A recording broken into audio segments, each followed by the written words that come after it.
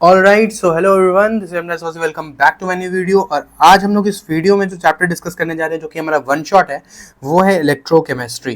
Complete chapter हम लोग discuss करेंगे। पीवाईक्यूज भी मैंने इसमें लगाया होगा, ठीक है। इससे पहले इस वीडियो को स्टार्ट करने से पहले मैं सबसे पहले बता दूं कि हमारे चैनल पे सारे के सारे वन शॉट स्टार्ट हो चुके हैं। वन शॉट्स में हम लोग डिफरेंट चैप्टर्स को भी डिस्कस कर चुके हैं, जैसे सॉल्यूशन, इलेक्ट्रोकेमिस्ट्री हो रहा है हमारा। इसके अलावा हमारा हेलोएल्केन हेलोरीन का भी वन शॉट आ गया है, ठीक है। ऑर्गेनिक केमिस्ट्री की एक अलग प्लेलिस्ट भी बना दूंगा मैं, ठीक है।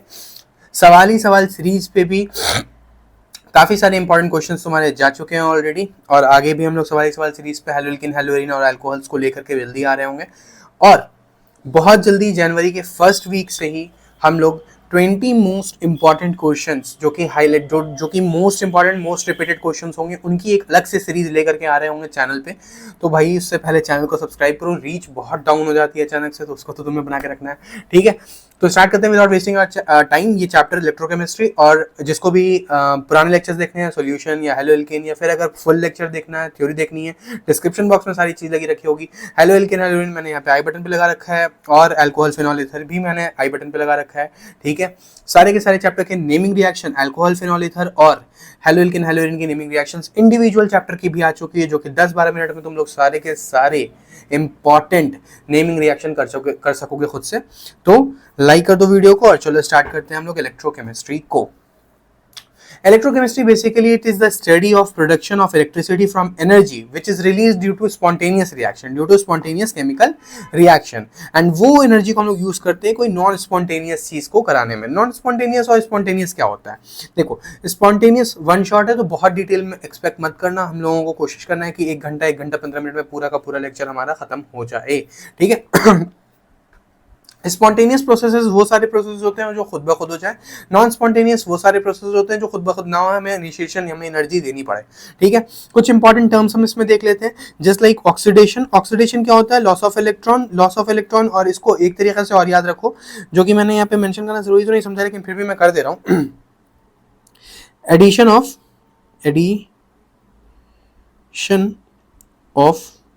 ऑक्सीजन, एडिशन ऑफ ऑक्सीजन भी कहते हैं इसको।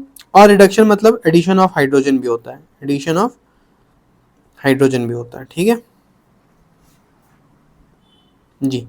तो ये हमारी जो होती है सब, आई थिंक थोड़ा सा थिक हो गया पेन, ओके। ये हमारा बेसिकली इंपॉर्टेंट टर्म्स है, ऑक्सीडेशन और रिडक्शन। गेन ऑफ इलेक्ट्रॉन को हम लोग रिडक्शन कहते हैं। अगर Zn जो है, सॉरी Cu जो है 2 पॉजिटिव, इसने 2 इलेक्ट्रॉन ले लिया, देखो ध्यान देना रिप्रेजेंटेशन पे, 2 इलेक्ट्रॉन इसने लिया है तो it will convert to Cu, definitely it will convert to Cu। Whereas अगर Zn ने 2 इलेक्ट्रॉन लीव कर दिया, छोड़ दिया, तो उसने Zn 2 पॉजिटिव लूज करके बनाया Zn 2 पॉजिटिव, 2 इलेक्ट्रॉन बाहर। This is called reduction and oxidation, and the reaction in which reduction and oxidation take place simultaneously, एक साथ ये चीज हो रही होगी तो उसे हम क्या कहेंगे? उस रिएक्शंस को हम कहते हैं रिडॉक्स रिएक्शन। उसे क्या कहते हैं हम लोग? Redox reaction. इलेक्ट्रोलाइट देखो क्या होता है। इलेक्ट्रोलाइट वो से सारे सॉल्यूशन को कहते हैं that contains ions is called electrolytic solution, या फिर इलेक्ट्रोलाइट कहते हैं। इलेक्ट्रोलाइट बेसिकली आयनिक कंडक्टर होगा। हाँ भाई, आयनिक कंडक्टर होगा क्योंकि वो इलेक्ट्रिसिटी को कंडक्ट करेगा। फॉर एग्जांपल, इसको थोड़ा सा डेप्थ में समझो। अगर हमारे पास एक कंटेनर है जिसमें हम लोगों ने एक इलेक्ट्रोलाइट लिया, लेट्स से KCl एक इलेक्ट्रोलाइट है जो कि हम लोगों ने इसमें लिया है। मैं इसके एक पेज ऐड करके तुम्हें डेप्थ में समझा दे रहा हूँ, लगे हाथ यहाँ पे ही तुम्हें ध्यान रखना है कि क्या चीज थी इसमें। जैसे अगर हमारे पास एक कंटेनर है, दिस इज आवर कंटेनर, इसमें हम लोगों ने KCl रखा है, KCl का सॉल्यूशन रखा है, ठीक है। अब ऑब्वियसली KCl जो है वो ब्रेक कर गया होगा K positive and Cl negative में, राइट। K पॉजिटिव जो है और जो Cl नेगेटिव है, ये दोनों ब्रेक करते के साथ क्या करेगा? आयनिक इलेक्ट्रिसिटी को कंडक्ट करेगा। किसको कंडक्ट करेगा? इलेक्ट्रिसिटी को कंडक्ट करेगा, ऑब्वियसली क्योंकि आयन है। And we know that the solution in which we have ions, वो इलेक्ट्रिसिटी को कंडक्ट करता है, क्योंकि आयंस जो होते हैं वो एज अ बिहेव करते हैं एज अ कंडक्टर, ठीक है। इसलिए हमारे जो सॉल्यूशन होता है इलेक्ट्रोलाइट, जितने भी इलेक्ट्रोलाइटिक सॉल्यूशन होते हैं, चाहे KCl हो गया, NaCl हो गया, ये सारे के सारे जो होते हैं गुड कंडक्टर ऑफ इलेक्ट्रिसिटी होते हैं। तो इलेक्ट्रोलाइट ये जो होता है यानी कंडक्टर होता है, ठीक है। नेक्स्ट, इलेक्ट्रोड्स क्या होता है? इलेक्ट्रोड वो सारे सरफेस जिसपे रिडक्शन या ऑक्सीडेशन होता है, उस सब्सटेंस को हम कहते हैं इलेक्ट्रोड। इसी चैप्टर में हम आगे जाके देखेंगे इनर्ट इलेक्ट्रोड क्या होता है। इनर्ट इलेक्ट्रोड वो इलेक्ट्रोड होगा जहां पे रिडक्शन एंड ऑक्सीडेशन तो होगा, लेकिन वो सिर्फ जो इलेक्ट्रोड है वो सिर्फ अपना सरफेस प्रोवाइड करेगा, बाकी उसको किसी चीज से मतलब नहीं है। अगर गैशियस रिएक्शन हमें देखनी है तो हम इलेक्ट्रोड पे देखते हैं, इनर्ट इलेक्ट्रोड पे, ठीक है, इस वजह से क्योंकि गैशियस रिएक्शन उसमें आराम से होती है। क्लियर? रिडॉक्स रिएक्शन क्या होता है? मैंने बताया जस्ट अभी तुम्हें कि रिडक्शन और ऑक्सीडेशन साइमल्टेनियसली टेक प्लेस कर रहा होगा, ठीक है। साइमल्टेनियसली जिस भी रिएक्शन में ऑक्सीडेशन और रिडक्शन होता है उसमें क्या कहते हैं? रिडॉक्स रिएक्शन, ठीक है। नेक्स्ट, इलेक्ट्रोड पोटेंशियल क्या होता है? देखो, electrode potential for example Zn लिया तुमने और ZnCl लिया या फिर ZnSO4 लिया, ZnCl होता है, ठीक है। तो अगर हमने ये लिया है तो इन दोनों के बीच में जो इलेक्ट्रोड पोटेंशियल जनरेट हुआ होगा उसको हम लोग कहते हैं इलेक्ट्रोड पोटेंशियल। जैसे Zn और ZnSO4 के बीच में जो भी पोटेंशियल डिफरेंस जनरेट होता है उसे हम क्या कहते हैं? Cell potential, sorry, electrode potential, ठीक है। Potential difference between metal and metal ion in which electrode is dipped is called as electrode potential. जैसे electrode potential of Zn will be Zn ZnSO4। यहाँ पे मैंने इसको लिखा है, मैं पूरा लिख दे रहा हूँ, डोंट वरी। यहाँ पे हमने लिखना था electrode potential, electrode potential of copper will be copper sulphate, ठीक है, कॉपर और कॉपर सल्फेट के बीच का, ठीक है। चलो नेक्स्ट आ जाओ, गैल्वेनिक सेल को डिस्कस कर लेते हैं जल्दी से। गैल्वेनिक सेल क्या होती है, गैल्वेनिक सेल कैसे इंपॉर्टेंट होती है? तो देखो भाई, गैल्वेनिक सेल और वोल्टेइक सेल। गैल्वेनिक सेल वो सारी सेल्स होती हैं, द सेल, ये कलर बेकार लग रहा है, हटाते हैं जल्दी से, है ना,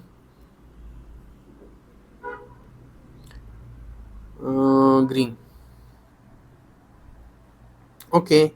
galvanic cell is an electrochemical cell, okay. तो हमें समझ में आ गया कि इलेक्ट्रोकेमिकल सेल के अंदर में एक टाइप होती है galvanic cell, great. Galvanic cell को ही हम लोग क्या कहते हैं? वोल्टेइक सेल भी कहते हैं। गैल्वेनिक सेल क्या करती है? इलेक्ट्रिकल केमिकल एनर्जी को इलेक्ट्रिकल एनर्जी में कन्वर्ट करती है through an redox reaction. A galvanic cell is an electrochemical cell that converts the chemical energy of a spontaneous redox reaction into electrical energy, and this is called as galvanic cell और voltaic cell. Spontaneous redox reaction कहने का मतलब होता है कि delta G must be negative. जिस भी बच्चे को डेल्टा जी स्पॉन्टेनियस नहीं पता है वो जाए भाई पहले थर्मोडायनेमिक्स देख लो। अब वो पॉसिबल यहाँ पे नहीं है क्योंकि हम लोग 11वीं की चीजें कर रहे हैं, तो भाई स्पॉन्टेनिटी जो होती है उसमें याद ही रखना इंपॉर्टेंट है कि स्पॉन्टेनियस मतलब होता है the reaction which have negative gives free energy. When we have a negative gives free energy, the reaction is called as spontaneous reaction. अगर ये पॉजिटिव होगी तो it will be a non-spontaneous reaction. Actually in this device spontaneous reaction is converted into electrical energy. Actually यही होता है, ठीक है। यहाँ पे एक एग्जाम्पल लिया हमने, इसका कंस्ट्रक्शन देखा है हमने। यहाँ पर एक बिकर लिया, यहाँ पे दूसरी बिकर ली है, इसमें हम लोगों ने कॉपर लगाया है, इसमें हम लोगों ने जिंक लगाया है, एंड देन हमारा क्या हुआ है, इस जो सॉल्यूशन है इसमें जिंक है और इस वाले जो सॉल्यूशन है उसमें कॉपर है। देन हमने इलेक्ट्रिसिटी को पास किया जिस वजह से करंट इस साइड ट्रैवल कर रहा है, मतलब इलेक्ट्रॉन इस साइड ट्रैवल कर रहा होगा, मतलब Zn ने इलेक्ट्रॉन लूज किया होगा, कॉपर ने इलेक्ट्रॉन एक्सेप्ट किया होगा। अभी हम लोगों ने थोड़ी देर पहले समझा था रिडॉक्स रिएक्शन, देखो जिसमें Zn क्या करता है, इलेक्ट्रॉन को लूज कर देता है और कॉपर क्या करता है, इलेक्ट्रॉन को अचीव करता है, मतलब गेन कर लेता है। तो रिडॉक्स रिएक्शन होती है यहाँ पे बेसिकली, ठीक है। इसमें दो तीन चीजें इंपॉर्टेंट होती है भाई कि यहाँ पे हम लोग इस पूरे के पूरे जो सिस्टम है इसको कंप्लीट करने के लिए एक चीज को यूज करते हैं जिसका नाम होता है सॉल्ट ब्रिज। क्या यूज करते हैं? Salt bridge. सॉल्ट ब्रिज के बारे में बहुत सारा क्वेश्चन आता है, तो सॉल्ट ब्रिज को इंपॉर्टेंट है उसे आप समझ लीजिए। सॉल्ट ब्रिज पहला फंक्शन होता है, मैंने आगे लिखा होगा इसे ऑब्वियसली, यहाँ पे लिखा है कि this tube is called as salt bridge. Salt bridge का नेसेसरी फंक्शन भी मैंने लिख दिया है। सबसे पहले इस कलर को हटाते हैं जो कि बड़ा बुरा लगता है भैया। ऑलराइट, तो हम लोगों ने देखा कि भाई क्या होता है हमारे पास, जब हमने इसे कंस्ट्रक्ट किया तो इसमें हम लोगों ने देखा सिंपल सी बात कि हमारे पास एक सॉल्ट ब्रिज होता है। देखो यार, दिस लेक्चर कंटेन्स एवरीथिंग, ठीक है। 1 घंटे 10 मिनट निकाल लो बिफोर एग्जामिनेशन। तुम्हारे प्री बोर्ड्स में भी अच्छे नंबर आ रहे होंगे, तुम्हारे जो स्कूल में कुछ एग्जामिनेशन हो रहे होंगे उसमें भी अच्छे नंबर आ रहे होंगे, टेस्ट में भी आ रहे होंगे, बट पॉइंट इज दैट कि ये लेक्चर को फुल देखो, टाइम लगा लेक्चर बनाने में, तो जो इंपॉर्टेंट चीज़ें हैं वही सिर्फ यहाँ पर लिखी रखी होगी, बकवास की बातें बाद में करेंगे, ठीक है। तो यहाँ पे है सॉल्ट ब्रिज। सॉल्ट ब्रिज के फंक्शन को ध्यान से समझो। सॉल्ट ब्रिज क्या होता है ना कि इस पूरे के पूरे सिस्टम को कंप्लीट करता है। फर्स्ट फंक्शन इज दैट, पहले समझो construction. It consist of 2 metallic electrode dipping in electrolyte solution. Both solutions are connected through an inverted U-shaped tube and this is called the salt tube, salt bridge। and इसके अंदर में salt bridge के अंदर में हम लोग क्या रखते हैं, इलेक्ट्रोलाइट रखते हैं। क्या कह रहा हूं मैं, salt bridge के अंदर में क्या रखते हैं, देखो यहाँ पे लिखा होगा मैंने, containing a mixture of agar-agar jelly and an electrolyte like KCl, KNO3 वगैरह। ये इसको हम लोग रखते हैं अगार-अगार जेली के साथ में, and they both mix together to form salt bridge. मतलब सॉल्ट ब्रिज तो एक यूट्यूब का स्ट्रक्चर होता है, जो कि हमारे चैनल होगा उसे सब्सक्राइब कर देना, ठीक है। यू शेप्ड ट्यूब होता है, यू शेप्ड ट्यूब के अंदर में ही हम लोग डालते हैं क्या, अगार अगार का जेली, और उसके साथ साथ एक इलेक्ट्रोलाइट डालते हैं, जो कि क्या करता है, we will discuss. This tube is called as salt bridge. क्या, सोलाट ब्रिज, सॉल्ट ब्रिज कहते हैं उसे, ठीक है। Salt bridge is necessary because it connects the solution of two half cell and then it completes the circuit. If we have incomplete circuit तो भैया electron तो flow करने वाला नहीं है, and to get complete circuit हमें क्या करना पड़ता होता है, सॉल्ट ब्रिज को कनेक्ट करते हैं। सॉल्ट ब्रिज के अंदर में हम क्या रखते हैं, इलेक्ट्रोलाइट रखते हैं। कौन सा इलेक्ट्रोलाइट लिखते हैं, KCl, KNO3 वगैरह। उसके साथ क्या रखते हैं, अगार अगार का जेली रखते हैं। Clear. It prevent diffusion of, हाँ भाई अगर देखो यहाँ पर तुमने सॉल्ट ब्रिज को नहीं लगाया तो ये जो बिकर है ना, ये वाला बिकर और इस वाले बिकर को अगर साथ में लगाओगे तो डिफ्यूजन हो सकता है ना दोनों लिक्विड्स का, उस डिफ्यूजन को होने से ये जो हमारा सॉल्ट ब्रिज है वो रोक देता है, ठीक है। Great. Salt bridge is represented by ये पैरेलल लाइंस, ऐसे कहते हैं इसे, ये this is the representation of salt bridge. It is important to, क्योंकि अभी हम लोग जस्ट देखेंगे कि सॉल्ट ब्रिज को हम लोग मेंशन करते हैं। इन गैल्वेनिक सेल ऑक्सीडेशन जो होता है वो अनोड पे होता है, जो कि नेगेटिव प्लेट है। क्या कह रहा हूँ, फिर से कहूँ, ऑक्सीडेशन जो होता है वो अनोड पे होता है, जो कि एक नेगेटिव प्लेट है। रिडक्शन जो होता है वो कैथोड पे होता है, जो कि एक पॉजिटिव प्लेट है। फिर से कह रहा हूँ, salt bridge is represented bye दो लाइंस, ठीक है। गैल्वेनिक सेल के अंदर में ऑक्सीडेशन जो होता है वो अनोड पे होता है, जो कि एक नेगेटिव प्लेट होती है। रिडक्शन जो होता है वो कैथोड पे होता है, जो कि एक पॉजिटिव प्लेट होती है। इस बात को याद कर लीजिए अभी के लिए।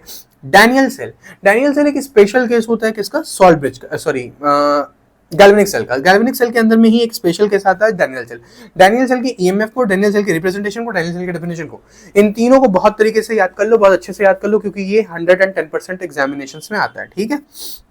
ओके, डैनियल सेल क्या होता है, among the galvanic cell is designed in such a manner to make the use of spontaneous reaction between zinc and copper।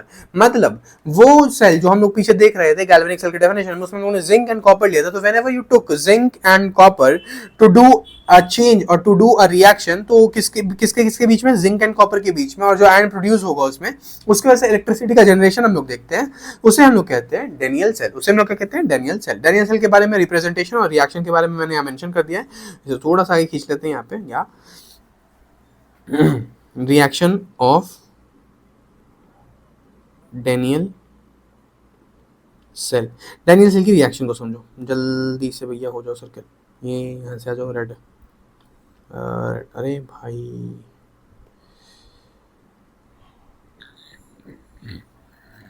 ठीक है, reaction of Daniell cell.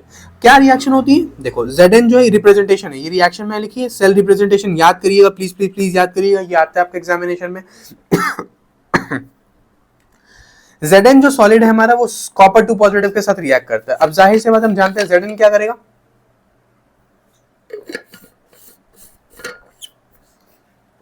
definitely Zn will lose the electron and form Zn2 positive. Copper 2 positive will gain the electron and to form copper। Cell representation जो होता है, अब यहाँ पे समझो, cell representation में बहुत इंपॉर्टेंट चीजें होती है, वो मैंने यहाँ पे बतानी है तुम्हें। ये Zn जो है, सबसे पहले इसको हम लोग कहेंगे anode half cell. Anode half cell क्या होता है सर, अभी आपने बताया था कि अनोड पे जो होगा वो हमेशा हमेशा ऑक्सीडेशन होगा। ऑक्सीडेशन का स्टार्टिंग में आपने डेफिनेशन बताया था, that is the loss of electron. मतलब सर Zn जो है वो Zn2 पॉजिटिव बनाता है 2 इलेक्ट्रॉन को लूज करके।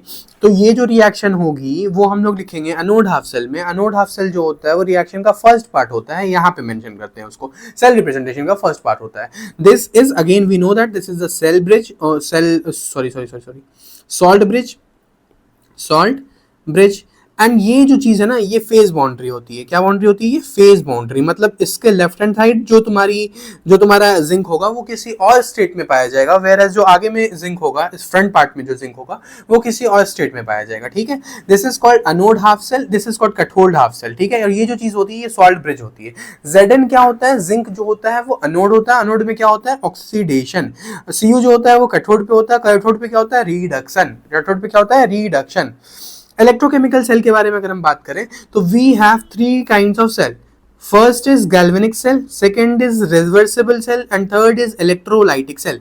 इसको बहुत डीपली समझ लो। इलेक्ट्रोलाइटिक सेल को बहुत डिटेल में डिस्कस करना है, थोड़ी देर बाद डिस्कस करेंगे। गैल्वेनिक सेल के बारे में हम समझ गए थे कि केमिकल एनर्जी को कहाँ चेंज करता है, इलेक्ट्रिकल एनर्जी में। डेल्टा जी की वैल्यू क्या होती है, नेगेटिव। स्पॉन्टेनियस रिएक्शन होता है, सही समझ में आया था। पावर इस रिएक्शन में प्रोड्यूस होती है, मतलब हमें पावर मिल रही होती है, ठीक है।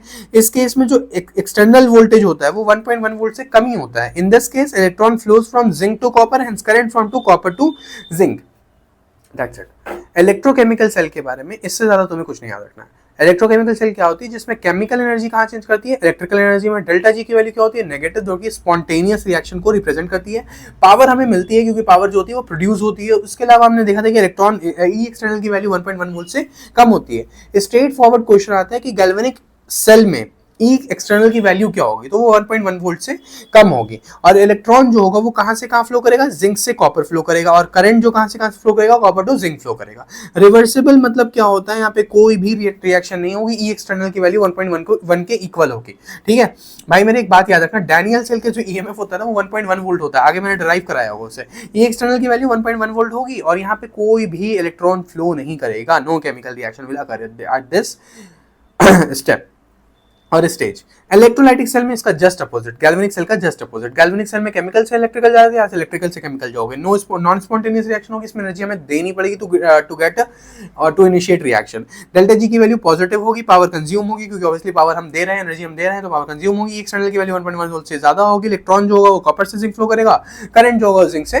कॉपर फ्लो करेगा। तीन मोस्ट इंपॉर्टेंट पॉइंट्स में उठा करके लेके आया हूं आपके लिए, समझ रहे हैं? तो वीडियो को लाइक कर दीजिए, ठीक है। When the concentration, अभी तो बहुत बड़ा सीन हो रहा था ना। When the concentration of all species involved in a half cell is unity, कब की बात कर रहे हो, जब हाफ सेल हुआ था, अनोड हाफ सेल, फिर cathode half cell. Anode half cell पे क्या होगा, ऑक्सीडेशन। कैथोड हाफ सेल पे क्या होगा, रिडक्शन। तो इसको बहुत अच्छे से याद रखना, आगे मैं एक ट्रिक भी बताऊंगा, ठीक है। तो when the concentration of all the species involved in a half cell is unity, then the electrode potential is known as standard electrode potential. Straight forward question आता है, define standard electrode potential, ये लिखिए, number लेकर के आ जाइए, ठीक है घर अपने। IUPAC ये कहता है कि standard electrode potential जो है वो actually उसको इन्होंने, हमने नहीं कह रहे, हम ये नहीं कह रहे बिल्कुल भी। कौन कह रहा है, IUPAC कहते हैं। क्या कहते हैं कि जो standard reduction potential है, स्टैंडर्ड रिडक्शन पोटेंशियल है, वही एक्चुअली स्टैंडर्ड इलेक्ट्रोड पोटेंशियल है। क्या कहते हैं, स्टैंडर्ड इलेक्ट्रोड पोटेंशियल जो है वही आपका एक्चुअल में स्टैंडर्ड रिडक्शन पोटेंशियल है। कौन कहता है, हम नहीं, IUPAC वाले कहते हैं। IUPAC क्या होता है, international union of pure and applied chemistry, ठीक। सेल पोटेंशियल क्या होता है, the cell potential is the difference between the two electrode, दो इलेक्ट्रोड के बीच में जो पोटेंशियल डिफरेंस एग्जिस्ट कर रहा होगा of galvanic cell is called the cell potential, that is measured in volt. Obviously potential आया तो मेजर किस में होगा, वोल्ट में होगा, ठीक है, वोल्ट में, है ना। वोल्टेज भूल गए क्या, वोल्टेज याद है ना, ओके। तो ई सेल कैसे निकालोगे, ई सेल निकालने का तरीका होता है ई कैथोड माइनस ई एनोड। ई कैथोड पे क्या होगा, कैथोड हमें पता है कैथोड पे क्या होता है सर, आपने अभी बताया था कि कैथोड पे रिडक्शन होगा और एनोड पे ऑक्सीडेशन होगा। तो मैं यहाँ पे से इसे भी लिख सकता हूँ कि ई कैथोड, इसे मैं पहले कलर चेंज करूंगा, बहुत बुरा कलर है ये, बहुत बुरा कलर है ये, ठीक है भैया। इसको नीचे ले आओ थोड़ा यहाँ पे, और यहाँ देखो क्या कहा था मैंने भी जस्ट, ई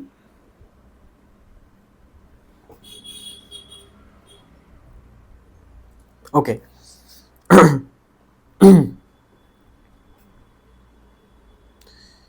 ओके, ई कैथोड मतलब ई रिडक्शन माइनस ई ऑक्सीडेशन, ई ऑक्सीडेशन, ठीक है। अच्छा, अब मैंने अभी जस्ट पीछे दिखाया तुम्हें, रिडक्शन किस पार्ट पे हो रहा था बताओ, अनोड पे रिडक्शन होता था ना, तो अनोड को पहले लिखते थे और अनोड पे रिडक्शन हो रहा था। अनोड को हम क्या कहेंगे, right hand side. Right hand side में अनोड है और लेफ्ट हैंड साइड में क्या है, हमारा कैथोड है, ठीक है। ओके अब इसके बाद जो नेक्स्ट पार्ट है हमारा, this is chemistry student, subscribe कर लीजिए। स्टैंडर्ड हाइड्रोजन इलेक्ट्रोड, नेक्स्ट हमारा क्या है, स्टैंडर्ड हाइड्रोजन इलेक्ट्रोड, ठीक है। जिसको भी फुल लेंथ लेक्चर चाहिए यार, वो यहाँ पे मैंने लगा रखा है आई बटन पे लिंक, तुम जाकर के फुल लेक्चर देख लो, ठीक है, बढ़िया से समझ में आ जाएगा। बाकी यहाँ पे वन शॉट है तो हम लोग जल्दी करेंगे क्योंकि हमें 1 घंटे में इसको कवर करना होता है। Standard hydrogen electrode, standard hydrogen electrode क्या होता है, representation of half cell for standard hydrogen electrode. सबसे पहले देखो कैसे रिप्रेजेंट करते हो स्टैंडर्ड हाइड्रोजन इलेक्ट्रोड को। स्टैंडर्ड हाइड्रोजन इलेक्ट्रोड क्या है, हाइड्रोजन को हमने स्टैंडर्ड माना, उसके हिसाब से हम सारे एलिमेंट्स की इलेक्ट्रोड पोटेंशियल निकालेंगे। सर इलेक्ट्रोड पोटेंशियल आप कह रहे हो क्या, मैंने कहा हाँ इलेक्ट्रोड पोटेंशियल। और सर IUPAC ने क्या बताया था, क्या होता है standard electrode potential, sir SRP, standard reduction potential को ही स्टैंडर्ड इलेक्ट्रोड पोटेंशियल कहा है IUPAC वाले ने। हम उसे कैसे निकालते हैं, मेजर करते हैं हाइड्रोजन को स्टैंडर्ड बना के, मतलब हाइड्रोजन को बेस बना करके हम सारी चीजें मेजर करते हैं और फिर हमें मिलता है result. Representation of half cell for standard hydrogen electrode is PT solid H2 gas 1 bar H positive, and this reaction represents the standard hydrogen electrode.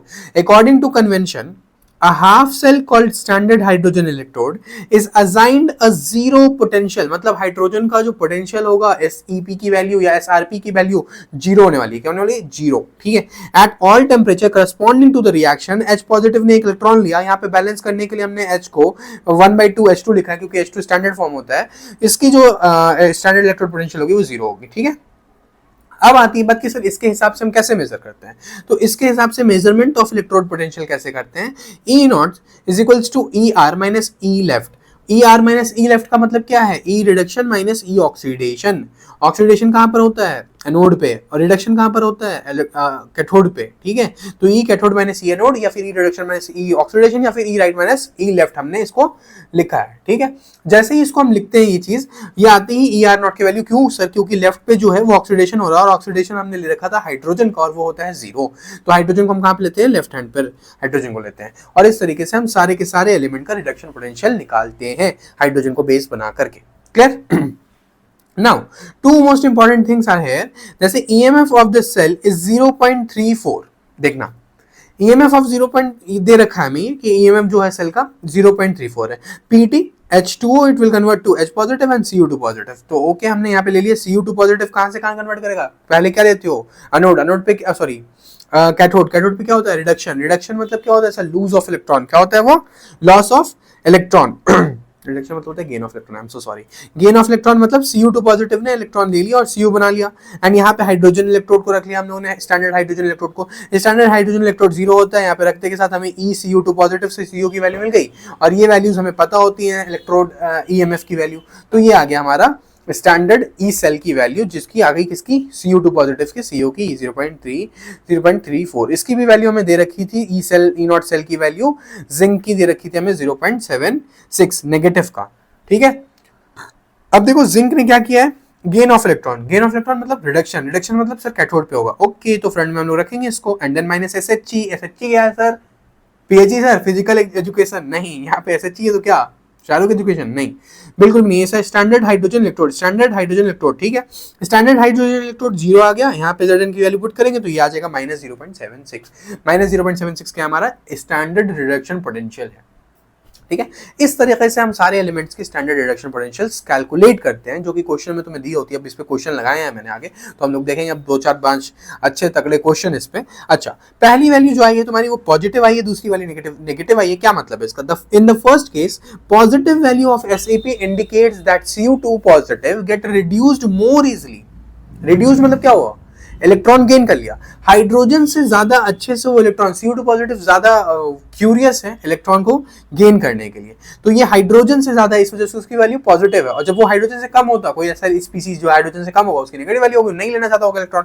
ठीक है। जैसे ये दूसरा वाला केस देखो, negative value of SAP indicates by that Zn gets oxidized by H positive ion, मतलब basically Zn नहीं चाहता ये चीज। अब देखो, ये मैंने कहा था ना, मैंने एक एक चीज ली है इस लेक्चर में, one everything is there in the lecture। 1 घंटे देख के जाओ, फोड़ के आ जाओ exam. EMF of Daniell cell. Daniell cell का EMF कैसे निकालोगे? मैंने बताया था EMF डैनियल सेल क्या होता है? डैनियल सेल में जब हम लोग जिंक एंड कॉपर के बीच में रिएक्शन कराते हैं, स्पॉन्टेनियस रिएक्शन है, जिसके वजह से जो हमारा EMF क्रिएट होता है उसे हम क्या कहते हैं? डैनियल सेल का EMF, that is called the Daniell cell whole. Cell क्या होती है हमारी? सेल रिप्रेजेंटेशन होता है जिंक से, जिंक 2 पॉजिटिव, सॉल्ट ब्रिज, यहाँ पे मोलर कंसंट्रेशन लेते हैं, सब ध्यान रखना भाई मेरे। Cu2 पॉजिटिव से Cu, that's it. E cell की वैल्यू निकाल, ई नॉट सेल की वैल्यू निकालोगे तो ई नॉट Cu2 पॉजिटिव से Cu, ये वैल्यू भी हम लोगों ने जस्ट देखी थी, जो कि आ रही थी 0.34 रखा। Zn2 पॉजिटिव से Zn। याद रखना, कई बार तुम्हें क्वेश्चन में कुछ उल्टी सीधी वैल्यूज दी होंगी जिसमें ऑक्सीडेशन पोटेंशियल दिया होगा। अगर तुम्हें एग्जाम में, ये बहुत इंपॉर्टेंट स्टेटमेंट कह रहा हूं, प्लीज बार बार इसे सुनिए, पीछे जाकर के वापस से सुनो। अगर तुम्हें एग्जामिनेशन में ऑक्सीडेशन पोटेंशियल दिया हो, ऑक्सीडेशन पोटेंशियल कैसे पता चलेगा सर? हो सकता है तुम्हें वैल्यू दी गई होगी लॉस ऑफ इलेक्ट्रॉन की, पुट नहीं करनी है, पुट क्या करना है, पुट हमें रिडक्शन पोटेंशियल करना है। तो यहाँ देखो, यहाँ CO2 पॉजिटिव ने 2 इलेक्ट्रॉन को गेन किया एंड CO में कन्वर्ट किया, Zn2 पॉजिटिव ने भी 2 इलेक्ट्रॉन को गेन किया, Zn में कन्वर्ट किया। ये बात से ये समझ में आ रहा है कि हमें हमेशा स्टैंडर्ड रिडक्शन पोटेंशियल को पुट करना है यहाँ पर। तो 0.34 वोल्ट माइनस ऑफ 0.76 वोल्ट, तो टोटल वैल्यू आ गई 1.1 वोल्ट। इसीलिए कहता हूँ EMF of Daniell cell is 1.1 volt, से याद करिए। नेक्स्ट है हमारे पास इनर्ट इलेक्ट्रोड। इनर्ट इलेक्ट्रोड मैंने अभी जस्ट बताया था, इनर्ट इलेक्ट्रोड वो सारी चीज होती है, वो ऐसे इलेक्ट्रोड होते हैं जिन पे रिएक्शन तो होता है बट वो खुद पार्ट नहीं लेते रिएक्शन, वो जस्ट अपना सरफेस प्रोवाइड करते हैं रिएक्शन होने के लिए। ये मोस्टली गैसेस फेज में हम करेंगे, क्योंकि दो गैस कहाँ रिएक्ट करेगी, तो एक सरफेस पे आती है जो कि इनर्ट इलेक्ट्रोड होता है, और वो सरफेस ऑब्वियसली वो सरफेस खुद रिएक्टिव नहीं होना चाहिए, वरना वो गैस उसके साथ रिएक्ट करके कुछ और सब्सटेंस बना लेगी, जो कि हमारा मोटिव नहीं था, right. Metal like platinum or gold are used as inert electrode. They do not participate in the reaction but provide their surface for oxidation or reduction reaction and for conduction of electrons. ठीक है, example है hydrogen electrode, bromine electrode, PT H2 H positive, PT Br2 Br negative. Nernst equation क्या होती है? Basically Nernst equation हमें relationship देती है किसके किसके बीच में, इलेक्ट्रोड पोटेंशियल के बीच में, temperature concentration of the metal के बीच में।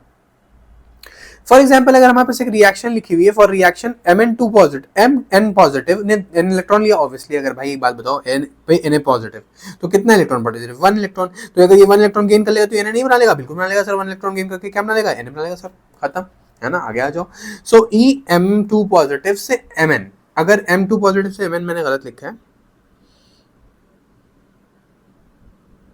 ये सही है, ठीक है। M2 पॉजिटिव से M अगर उसको बनाना था तो हमारे पास इक्वेशन ये आती है, and this is our required equation which is called as Nernst equation. When we put R की वैल्यू 8.314, T की वैल्यू, ये बेटा ये याद रखिएगा, ये भी आपसे पूछी जाती है, स्ट्रेट फॉरवर्ड क्वेश्चन आ जाता है इस पे कि बताओ नर्स्ट इक्वेशन कौन सी है इनमें से, तो ये भी नर्स्ट इक्वेशन ही हमारी है। जब हम इसमें R की वैल्यू पुट करते हैं, T की वैल्यू पुट करते हैं और F की वैल्यू इट इज 96500 पुट करते हैं, तो हमें ये चीज मिल जाती है, ये हमारा एक और पार्ट मिलता है।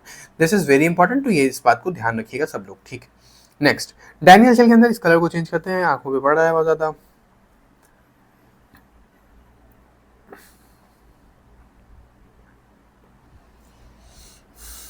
चलो, डायनियल सेल में क्या होता है, electrode potential for any given concentration of Cu2 positive और या फिर Zn पॉजिटिव, डायनियल सेल की बात कर रहे हैं। कैथोड में क्या हुआ, Cu2 पॉजिटिव से Cu कन्वर्ट किया, तो ये हमने लिख दी उसकी इक्वेशन, किसकी इक्वेशन है ये, नस्ट इक्वेशन फॉर Cu, मतलब कैथोड पे जो चीज हुई, मतलब कैथोड पे रिडक्शन हुआ, रिडक्शन मतलब गेन ऑफ इलेक्ट्रॉन। इतनी चीजें क्लियर है भैया।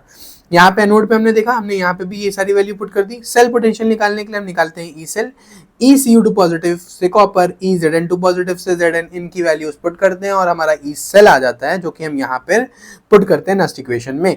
तो E cell will be equals to E not cell और विच इज माइनस ऑफ, यहाँ पे मैंने ये ई नॉट सेल ही निकाला है डूड, ये मैंने यहाँ पे लिखा नहीं है, ये ई नॉट सेल ही है,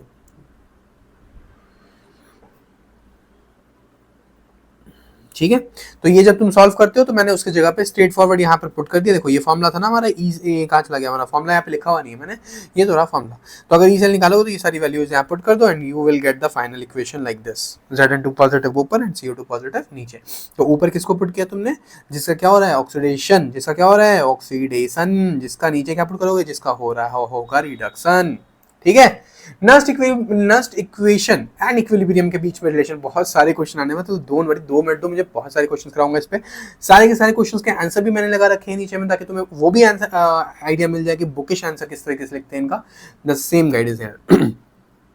नस्ट इक्वेशन एंड इक्विलिब्रियम में रिलेशनशिप जो होता है वो basically E cell is equals to होता है 2.303 upon NF RT log Kg, या फिर इसे सीधे लिख दो, या फिर तुम इसे लॉग की जगह पे ln भी लिख सकते हो, 2.303 को हटा दो, ठीक है। ये मैंने यहाँ पे बता दिया था रिएक्शन क्वेश्चन क्या होता है, और जनरल रिएक्शन हमने ये ले ली। इसके लिए हम लोगों ने नस्ट इक्वेशन लिख दी। इक्विलिब्रियम पे जो होता है ई सेल की वैल्यू 0 होती है, जैसे ही तुम ई सेल 0 पुट करोगे ई नॉट सेल की वैल्यू आ जाएगी RT NF upon NF ln Q की जगह पे ये जो ln Q है वो Q Kc में कन्वर्ट कर जाएगा, क्योंकि बात कहाँ चल रही है, इक्विलिब्रियम की चल रही है। सो यहाँ पे से ये फाइनल इक्वेशन आ जाएगा, and this is the relationship between E not cell and Kc, E not cell and Kc।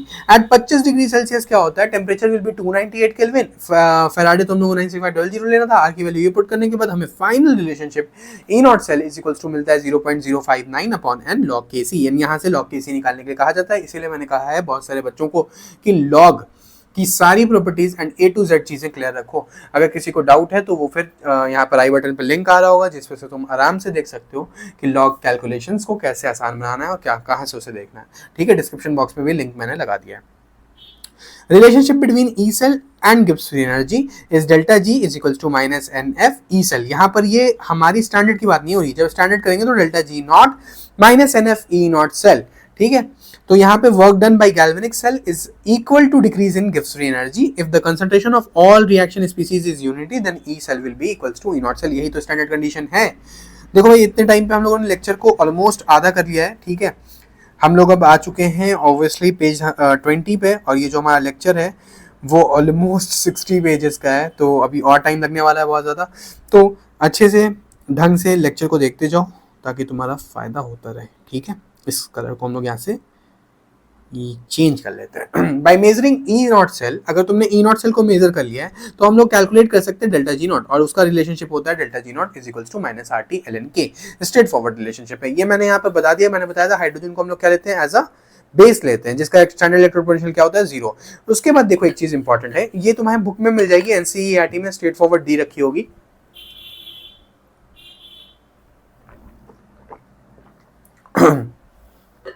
वहां पे मैंने ऑलरेडी एक्सप्लेन करके रखा हुआ है आप लोगों को कि जो एनसीईआरटी का जो टेबल है, ठीक है, टेबल ऑफ एससीपी, ये तुम्हें एनसीईआरटी में भी मिल जाएगा ऑब्वियसली। वहां पे यहाँ देखना कि फ्लोरीन के लिए जो वैल्यू है वो बहुत अच्छी पॉजिटिव वैल्यू है। इसका मतलब कि फ्लोरीन जो है वो इलेक्ट्रॉन लेकर के बहुत ज्यादा सेटिस्फाइड हो जाता है, 2.87। That is why electron fluorine is known as the electronegative element, है ना, क्योंकि उसकी वैल्यू देखो ना 2.87 आ रही है। ठीक है, तो जैसे जैसे तुम ऊपर जाते हो, increasing strength of oxidising agent. Oxidising agent क्या होगा, जो कराएगा रिडक्शन, क्या कराएगा ऑक्सीडाइजिंग एजेंट। ठीक है, देखो बेसिकली इसने इलेक्ट्रॉन को एक्सेप्ट किया, तो किसी ना किसी एजेंट ने इलेक्ट्रॉन लूज किया होगा ना, जब तो इसने एक्सेप्ट किया है इलेक्ट्रॉन लूज किया होगा। और लॉस ऑफ इलेक्ट्रॉन को क्या कहते थे, ऑक्सीडेशन। मतलब जितने भी ऑक्सीडाइजिंग एजेंट होंगे वो ऑक्सीडाइज क्या कराएंगे, ऑक्सीडेशन कराएंगे, और खुद का क्या करेंगे, रिडक्शन। क्योंकि खुद का क्या होता है, गेन ऑफ इलेक्ट्रॉन को क्या कहते हो, रिडक्शन। मैंने यहाँ पे लगाया था क्या, नहीं लगाया, चलो कोई बात नहीं है। याद रखना नीचे जाने पे क्या होता है, क्योंकि ये मेटल्स है, मेटल्स हम जानते हैं इलेक्ट्रोपॉजिटिव नेचर के होते हैं, ये इलेक्ट्रॉन को लूज करेंगे और ये बनाएंगे Li, और ये वैल्यू जो होगी, अगर तुम चाहोगे कि ये इलेक्ट्रॉन ले ले, क्योंकि ये किसकी वैल्यू है, स्टैंडर्ड इलेक्ट्रोड पोटेंशियल की। स्टैंडर्ड इलेक्ट्रोड पोटेंशियल क्या होता है, स्टैंडर्ड रिडक्शन पोटेंशियल को ही तो स्टैंडर्ड इलेक्ट्रोड पोटेंशियल कहते हो।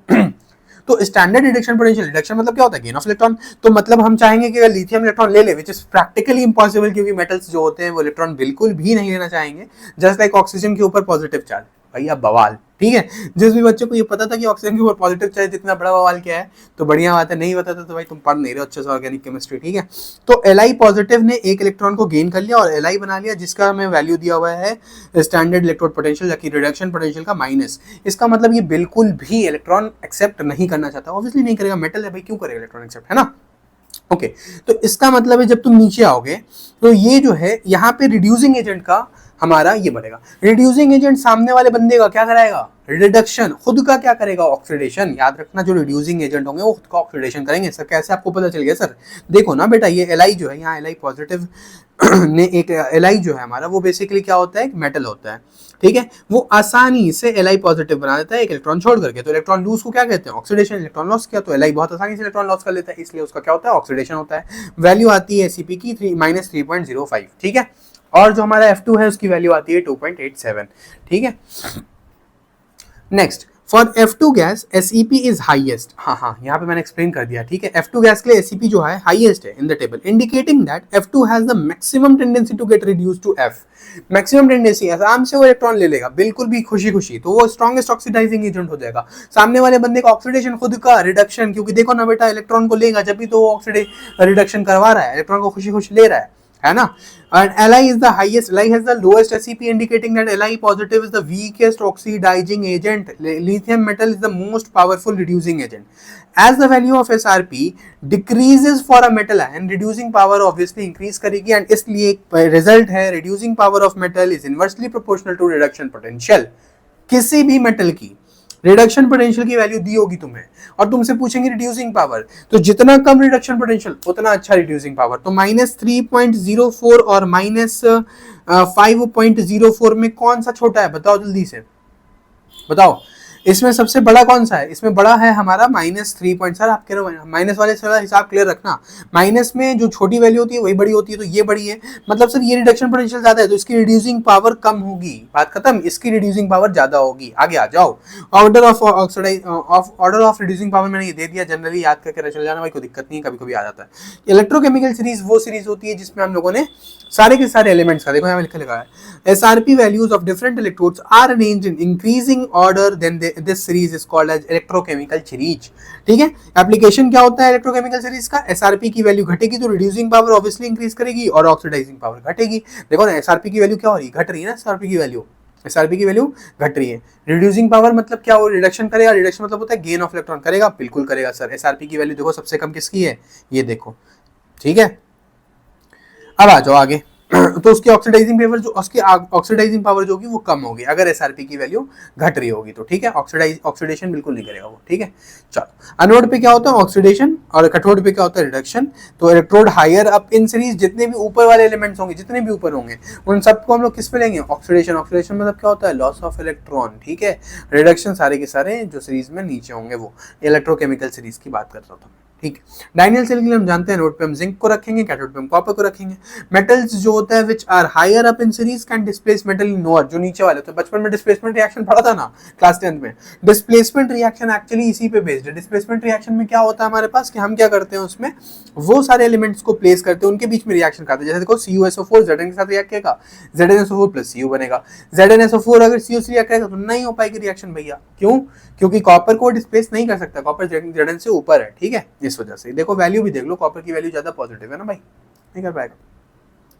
Metal placed above hydrogen can release hydrogen gas on reaction with dilute acid solution. Mg plus 2HCl gives MgCl2 plus H2, Cu plus HCl will give no reaction. यहाँ पे reaction हो ही नहीं पाएगी, ठीक है। अब आते हैं इस चैप्टर के सबसे ज्यादा वेटिंग पार्ट पे, हम लोग इस टाइम से सारे के सारे क्वेश्चंस लगाएंगे। Obviously which cell will measures standard electrode potential of copper electrode, बताया था मैंने, हाइड्रोजन को बेस बनाना है। देखो यहाँ पर when copper electrode is connected to standard hydrogen electrode, बस हाइड्रोजन इलेक्ट्रोड देख लो कहाँ पर है। एक और बात, ER माइनस E लेफ्ट मैंने बताया था, E रिडक्शन हमें यहाँ पे कॉपर को लगाना होगा, हाइड्रोजन को यहाँ पे लगाना होगा। तो मतलब ये वाली रिएक्शन कहीं पे ऑप्शन में दिख रही है तुम्हें तो वो C में दिख रही है सर, देखिए PTH2। और हम जानते हैं क्या करते हैं हम, E राइट, मतलब ये आगे तो कॉपर आगे आ जाएगा और ये लेफ्ट, ये इसकी वैल्यू 0 है तो हमारा जो वैल्यू निकल के आएगा वो कॉपर का आएगा, ऑप्शन C। लेक्चर को देखो ढंग से, तुम्हें तक तुम टिक मार चुके होगे और आगे निकल चुके हो, ये एक्सप्लेनेशन बुक का है भैया, देख लो। ये 3 नंबर में आएगा जब लिखना, अगर 1 नंबर में आएगा सीधे आंसर मानना और ये लिख देना आंसर खत्म, और 1 नंबर में आएगा तो तुम सीधे ऑप्शन मार दो ना यार, MCQ तो है, एक्सप्लेनेशन क्या लिखोगे उसमें। ये क्वेश्चन एक important, electrode potential of Mg electrode varies according to this equation. अच्छा ये तो ना इक्वेशन लिखी है sir, the graph of EMg two positive से Mg वर्सेज log Mg। अच्छा EMg टू पॉजिटिव से Mg और log Mg, इन दोनों के बीच में रिलेशनशिप कैसा है, देखो ना यहाँ पर देखो। अगर हम लोग बात कर ले comparing this equation two y बराबर mx प्लस सी, तो हमें दिख रहा है कि mgx वर्सेस log का जो ग्राफ होगा स्ट्रेट लाइन होने वाला है, क्योंकि ये हमारी एक स्ट्रेट लाइन को फॉलो कर रही है और इसमें इंटरसेप्ट भी तो होगा, दिस इज इंटरसेप्ट है ना, और नेगेटिव स्लोप। तो उस हिसाब से अगर हम देखें तो ये वाला हमारा negative, sorry my fault, positive slope. तो अगर हम उसको देखेंगे तो हमारे पास बी ऑप्शन जो है वो हमारा सही है, क्योंकि हमारा एक इंटरसेप्ट यहाँ पर बन रहा है, इंक्रीजिंग ग्राफ है ठीक है। ये तो बेकार ग्राफ दिया हुआ तो डिक्रीजिंग ग्राफ है, ये तो है ही नहीं, ऑप्शन ही नहीं, और 0 हो ही नहीं सकता क्योंकि इंटरसेप्ट यहाँ पर हमारे पास तो है, इंटरसेप्ट तो हमारे पास है, ठीक है। Is an straight line with positive slope and intercept is EMG, समाप्त, ठीक है।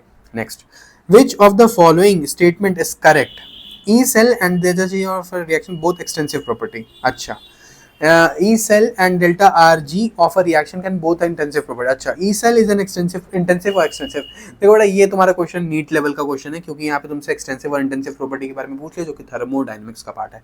एक्सटेंसिव प्रॉपर्टी और इंटेंसिव प्रॉपर्टी, इंटेंसिव प्रॉपर्टी जो होती है, एक्सटेंसिव प्रॉपर्टी वो जो होती है जिनपे जो शेप और साइज पे डिपेंड करती होंगी, ठीक है।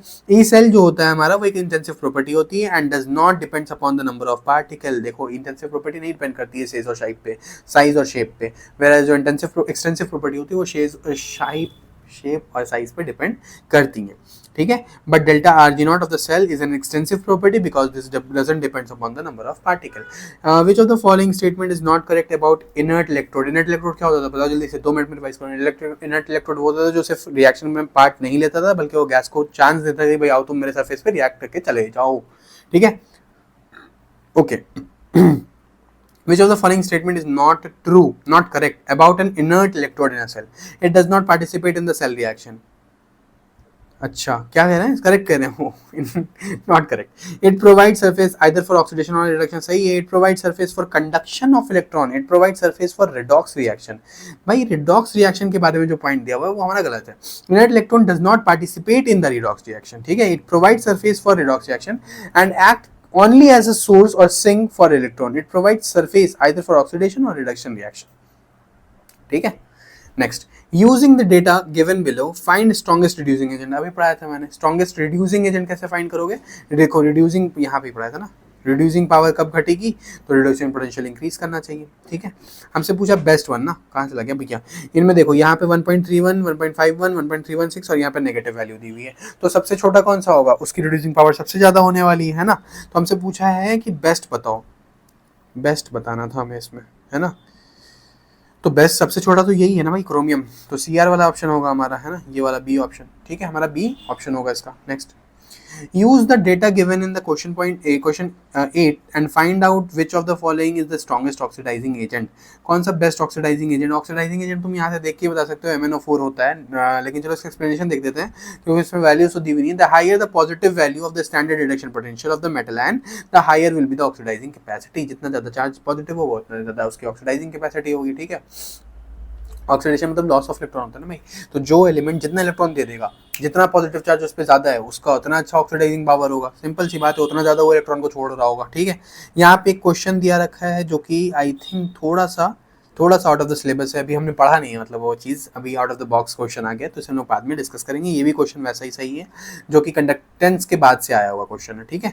तो ये तुम कर सकते हो, display the galvanic cell in the cell, galvanic cell बना करके दिखा दो, ये रहा गैल्वेनिक सेल बना दिया मैंने, 1 नंबर 2 नंबर का क्वेश्चन आया था, आंसर दे दो भाई। देखो यहाँ पे से ऑब्वियसली यहाँ पे तुम्हें दिख रहा है गैल्वेनिक सेल क्या होती थी, गैल्वेनिक सेल में हम लोग क्या करते थे बताओ, हमें पता था सर कि Cu जो होता है वो Cu2 पॉजिटिव बनाएगा, Cu से Cu2 पॉजिटिव हम जाएंगे और Ag पॉजिटिव एक इलेक्ट्रॉन लेकर के Ag बनाएगा, तो बस हो तो गया, बन तो गया। यहाँ पर दिख भी रहा है तुम्हें 2Ag बैलेंस Ag, है ना। Right the reaction that occurs at anode and cathode. Anode and cathode, anode पे क्या होता है, ऑक्सीडेशन, एनोड पे क्या होता है, ऑक्सीडेशन।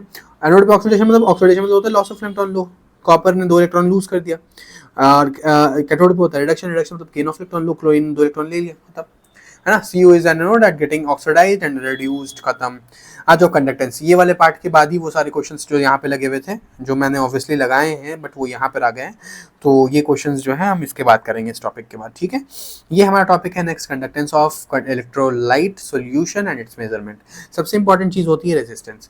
रेजिस्टेंस क्या होता है, resistance is the hindrance provided by a conductor in the passage of current, in the passage of current. Resistance जो होता है वो डायरेक्टली प्रोपोर्शनल होता है लेंथ के, और रेजिस्टेंस जो होता है वो इनवर्सली प्रोपोर्शनल होता है क्रॉस सेक्शन एरिया के। कोई भी बच्चा अभी तक इलेक्ट्रोकेमिस्ट्री तो करंट इलेक्ट्रिसिटी तो पढ़ चुका होगा, करंट इलेक्ट्रिसिटी पढ़ चुके हो तो रेजिस्टेंस तुम्हें बहुत अच्छे से आता होगा, ठीक है, वरना तुमने पढ़ा नहीं है। कंडक्टिविटी भी तुम्हें आती होगी जो कि भी जस्ट आने वाली है, ठीक है। रेजिस्टेंस का फॉर्मूला आ गया rho L, oh my god, rho L upon A, है ना।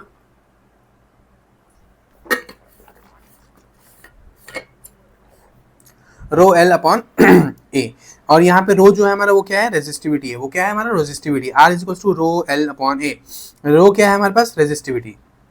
Next, resistivity, it is defined as the resistance offered by a conductor of unit length and unit cross section area। जैसे A जो है तुम्हारा 1 metre square है, L क्या है 1 metre है, देन R रो क्या हो जाएगा, R के इक्वल हो जाएगा। Unit of resistivity, specific resistance को ही हम लोग कहते हैं रेजिस्टिविटी, ठीक है। उसकी यूनिट जो होती है वो ओम मीटर्स होता है, ओम मीटर को ऐसे डिनोट कर देते हो।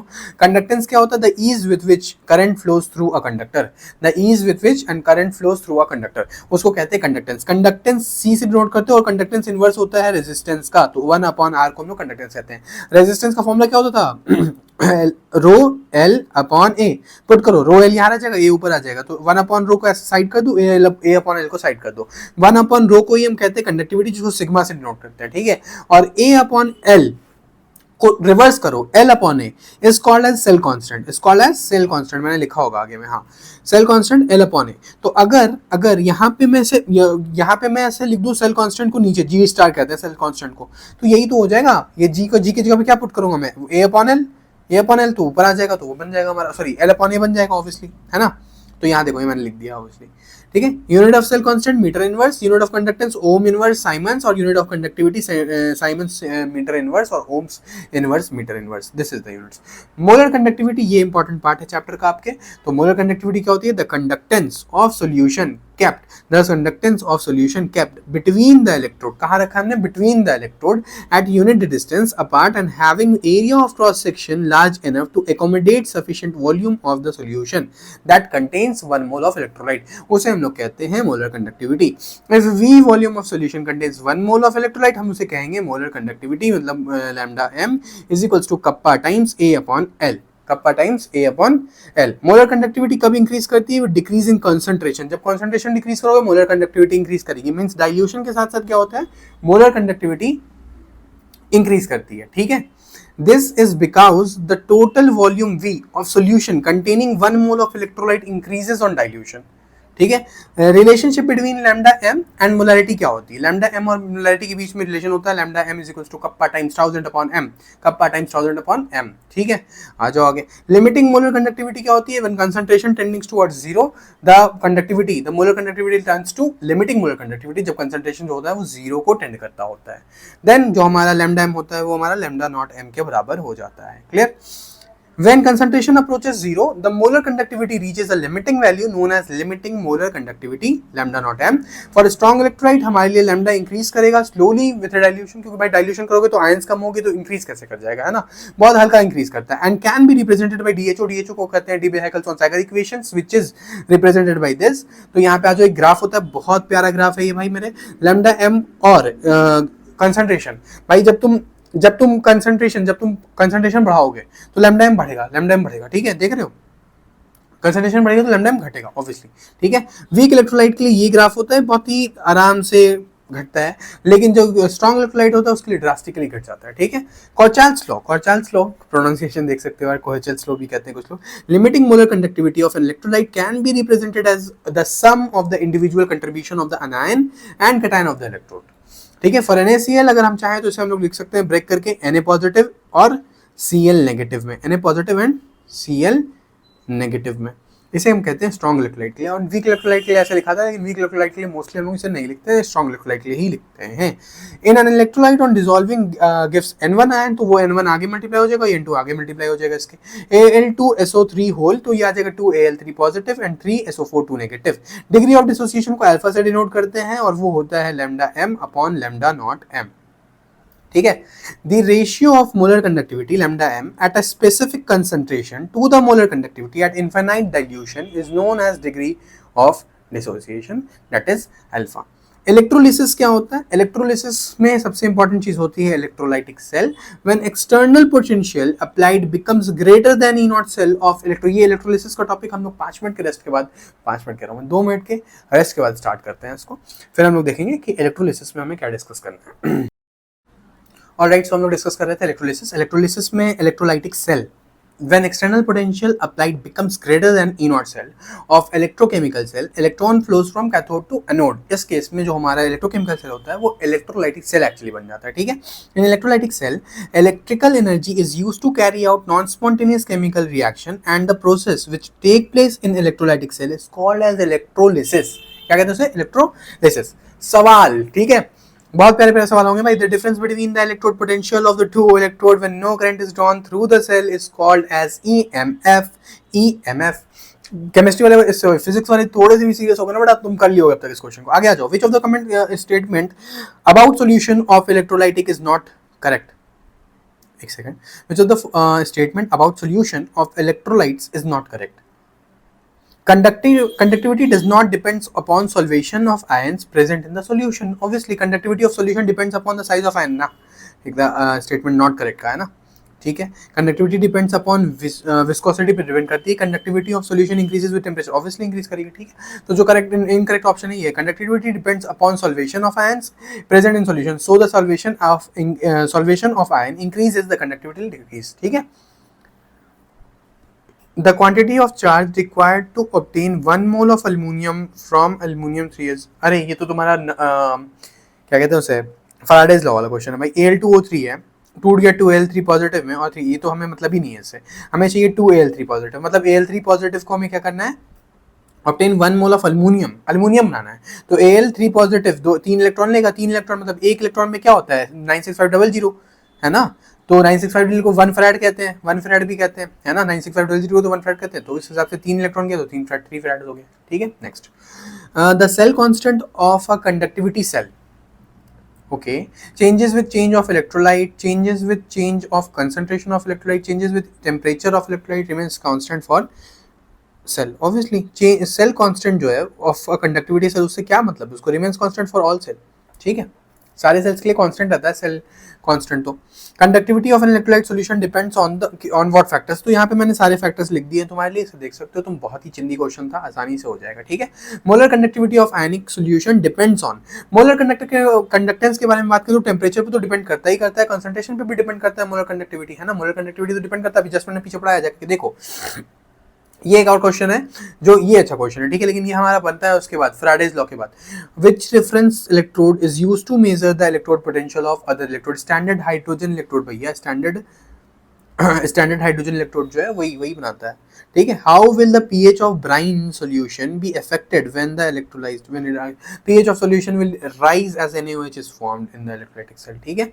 Unlike dry cell, the mercury cell has a constant cell, ions are not involved in the overall cell mercury Hg cell, ठीक है, ये याद रखना। सॉल्यूशन ऑफ टू, ये सब मैंने करा रखा है क्वेश्चंस भाई। अब हम आते हैं लास्ट पार्ट पे इसके, फैराडेज लॉ ऑफ इलेक्ट्रोलिसिस, कहाँ पे आ गए हम लोग फैराडेज लॉ ऑफ इलेक्ट्रोलिसिस, बहुत इंपॉर्टेंट बात है। फैराडे का एक लॉ होता है, first law, straight question आता है, straight first law of Faraday क्या होता है, the amount of chemical reaction which occurs at any electrode during electrolysis by a current is proportional to a quantity of electricity passed through the electrolyte solution और melt, ठीक है। If W gram of substance get deposited on passing Q coulombs of electricity, then W is directly proportional to Q and hence W is equals to Z times Q, और Q को हम लोग क्या लिख सकते हैं IT, इसी पे वो क्वेश्चन बनाना जो मैंने स्किप किया कि आगे के बाद बनेगा, है ना, फैराडेज लॉ के बाद बनेगा। तो W is equal to Z IT, Z है ना, Z क्या होता है, इक्विवेलेंट इलेक्ट्रोकेमिकल इक्विवेलेंट होता है, इलेक्ट्रोकेमिकल इक्विवेलेंट को निकालते हैं equivalent weight upon Faraday into IT, Faraday को हम लोग लिख सकते हैं फैराडे ही, और इक्विवेलेंट वेट निकालते हैं molecular weight upon n factor, ठीक है। Second law, first law तो स्टेट ही नहीं है, the amount of chemical reaction which occurs at any electrode during electrolysis of current is proportional to the quantity of electricity, electricity कर बढ़ाओगे तो जितना ज्यादा अमाउंट डिपॉजिट होना होगा वो इंक्रीज होगा, यही होता है फैराडे का फर्स्ट लॉ। फैराडे का सेकंड लॉ जो होता है वो इक्विवेलेंट वेट के बात करता है, the amount of different substance liberated by the same quantity of electricity passing through the electrolyte solutions are proportional to the chemical equivalent weight, W1 upon E1 अब is equals to W2 upon E2। W क्या है, mass of substance deposited, E क्या है, equivalent weight, ठीक है। Charge on 1 mole of electron is equals to 1 faraday, 1 faraday को हम लोग लिखते हैं Na into 1.6012 into 10 की पावर माइनस 19 कूलम, 6.022 into 10 की पावर 23 into 1.6021 into 10 की पावर माइनस 11, 96 पावर 87, इसे हम लोग लिख देते हैं 96500। बैटरीज के बारे में अगर हम लोग बात करें, फैराडेज के फर्स्ट एंड सेकंड लॉ के बाद एक ही टॉपिक बच जाता है जो कि है बैटरी। बैटरी में हमारे पास प्राइमरी बैटरी होती है और सेकेंडरी बैटरी होती है। प्राइमरी बैटरी वो सारी बैटरीज होती हैं जो रिचार्जेबल नहीं होती है रिचार्जेबल नहीं होती। In primary batteries the reaction occurs only once and after use over a little period of time the battery becomes dead and can not be used reused again, ठीक है। इसका एग्जांपल होता है लिचांस बैटरी, और एक और बैटरी होती थी इसमें मर्करी बैटरी। एंड देन हमारे पास आती है सेकेंडरी बैटरी जो कि हम लोग जिसको हम लोग बार बार यूज कर सकते हैं। भाई मेरे लिचांस बैटरी और मर्करी बैटरी दोनों में ही तुम्हें ओवरऑल रिएक्शंस याद करके जाना है एग्जाम में, वरना तुम फंसोगे। और यूजेस याद रखना, commonly use in transistor and clock. बहुत बार आया है क्वेश्चन, बहुत बार आया है क्वेश्चन, ठीक है, कि कहाँ यूज होती है कौन सी बैटरी, लिचांस बैटरी नहीं, प्राइमरी बैटरी कहाँ यूज होती है, क्लॉक में, और कहाँ यूज होती है, ट्रांजिस्टर में, ठीक है। इसी तरीके से आ गया जो secondary battery, secondary cell after use can be recharged by passing current through it in opposite direction so that it can be used again. A secondary cell can undergo a large number of discharge and charge cycle, ठीक है। Lead storage battery क्या होती है? It is the most important secondary cell commonly used in automobiles and inverter. Anode पे होता है lead और cathode पे होता है grid of lead with PbO2 मतलब लेड ऑक्साइड, ठीक है। और दूसरी होती है nickel cadmium battery. Lead storage battery बहुत सारे फोन्स वगैरह में यूज होती है, तो एग्जांपल याद ही रख सकते हो तुम। निकल कैडमियम बैटरी भी बहुत ज्यादा होती है, लेकिन ये बहुत एक्सपेंसिव होती है, इसलिए मैं उसको ज्यादा बहुत ज्यादा एक्सपेंसिव होती है, इसलिए ज्यादा यूज नहीं करते निकल कैडमियम बैटरी को। Fuel cell is very important. यहाँ पर हम लोग हाइड्रोजन ऑक्साइड मतलब H2O2 को यूज करते हैं एज अ फ्यूल, ठीक है। Galvanic cell that are design to convert the energy of combustion of fuel like H2, CH4, CH2H5 and hydrocarbons are directly into electrical energy are called as fuel cell. सबसे तगड़ा fuel cell होता है H और O2। जब ये burn होता है तो हमारे पास एक बहुत अच्छा प्रोडक्ट बनता है जो होता है हमारे लिए पानी, शुद्ध पानी, ठीक है। तो हम लोग क्या करते हैं H2O2 फ्यूल सेल में, it is an important fuel cell which uses the reaction of H2 and O2 to form H2O। और वो जो H2O बनता है ये हम लोग स्पेसक्राफ्ट में यूज करते हैं। अपोलो वाले मिशन में ये यूज हुआ था, कहीं मैंने देखो, ठीक है। क्या होता है ना, जब H2O2 बर्न होता है तो पानी बनता है, और वो जो पानी बनता है उसे ही जो एस्ट्रोनॉट्स होते हैं वो यूज करते हैं as a drinking water. Reaction यहाँ पर याद रखना भाई मेरे, ये रही इसकी रिएक्शन, यही फॉर्मेशन होता है। एडवांटेज ऑफ H2O2 सेल, ये कोई भी तरह का पोल्यूशन क्रिएट नहीं करती है। This is the only biggest advantage to use ये दिस टाइप ऑफ सेल मतलब फ्यूल सेल, ठीक है। That is all about the chapter. यहाँ पर मैंने कुछ क्वेश्चन सॉल्व लगा दिए हैं, एक दो क्वेश्चन सिंपल वाला ही है, वही जो हमारा कॉचाल्स लॉ है उस पर बेस्ड है ये क्वेश्चन, कर लिएगा इन क्वेश्चंस को भी। और अगर वीडियो पसंद आए तो लाइक कर दो और सब्सक्राइब कर लो चैनल को। इसी तरीके से वन शॉट्स आ रही होंगी सारे चैप्टर्स की। और उसके बाद सवाल सीरीज, तो पर वन शॉट करो, उसके बाद सवाल सीरीज करो, उसके बाद 25 मोस्ट इंपॉर्टेंट क्वेश्चन की जो सीरीज आ रही होगी, 20 मोस्ट इंपॉर्टेंट क्वेश्चन की जो सीरीज आ रही होगी उसको कर लेना। That is just enough for your examination. तब तक के लिए मिलते हैं नेक्स्ट वीडियो में पढ़ाई लेके।